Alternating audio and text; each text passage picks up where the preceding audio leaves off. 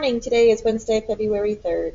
I'd like you very much to finish your reading CDB. This is priority. I'll have the code in there, but it is in yesterday's daily agenda. So we are going to read chapter 3. Remember, it's Joseph, Isabel, and Mahmoud. The third part of their story will be chapter 3. And then we're going to complete the motivation slide, character motivation slide in our refugee project.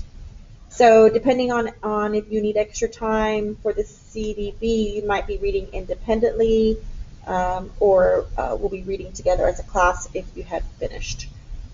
And then we're going to review sentence types. You're going to go to Schoology, read the sentence types review to familiarize yourself with the 4 different sentence types. So we'll do that right now.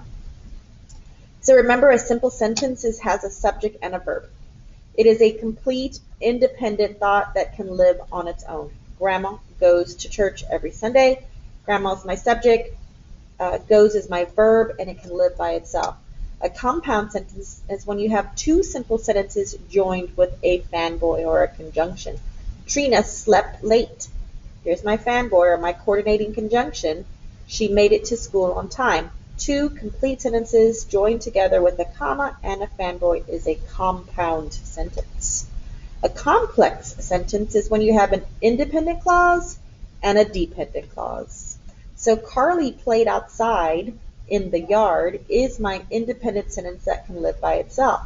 When you combine it with the dependent clause, you're most likely going to use a subordinating conjunction like the word until. Until it was too dark to see. Cannot live by itself. It needs to be attached to an independent clause, which makes it a complex sentence. So remember your subordinating conjunctions, your awobuses, and this is something that you're just going to have to memorize. If your awobus starts your sentence because I left early, then you need to set it off with a comma before your independent sentence, I was not late for my appointment. But if your subordinating conjunction is at the middle or the end of your sentence, then no comma is necessary. I was not late for my appointment because I left early. And the last one is a compound complex sentence. So compound means there's 2 independent sentences.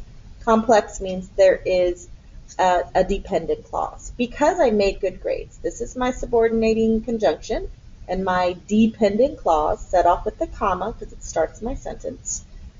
And then my 2 is simple sentences. I'm able to spend time, or they should say this weekend,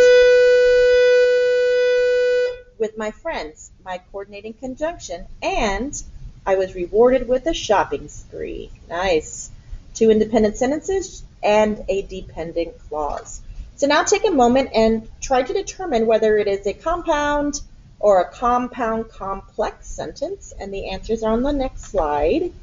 When you are done with that, I'd like for you to complete this exit ticket, similar to our practice that we just did.